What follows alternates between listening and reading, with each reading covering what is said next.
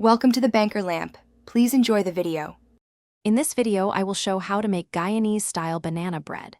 First, gather your ingredients: 3 to 4 very ripe bananas, 2 cups of all-purpose flour, 1 cup of granulated sugar, and a half teaspoon each of cinnamon and nutmeg.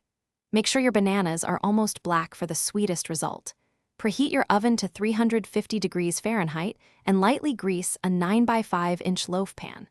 This preparation ensures a smooth baking process. Next, let's combine the wet ingredients. In a large bowl, mash your 3 to 4 very ripe bananas until smooth. A few small lumps are fine. In a separate bowl, cream together 1/2 cup of softened, unsalted butter and 1 cup of granulated sugar until the mixture is light and fluffy. Then, beat in 2 large eggs, one at a time, followed by 1 teaspoon of vanilla extract. This creates a rich, flavorful base for your bread. Now it's time to bring everything together. In a medium bowl, whisk together 2 cups of all-purpose flour, 1 teaspoon of baking soda, 1/4 teaspoon of salt, and a half teaspoon each of ground cinnamon and nutmeg. Gradually add this dry mixture to your wet ingredients, mixing until just combined.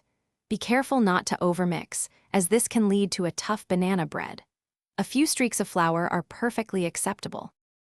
Finally, pour your delicious batter into the greased 9 by 5 inch loaf pan.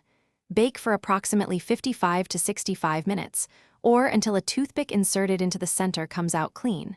Let it cool in the pan for 10 minutes before transferring to a wire rack to cool completely. This Guyanese-style banana bread is moist and flavorful, perfect for any time. Also, check the description for a link to those fantastic leak-proof meal prep containers and other great deals.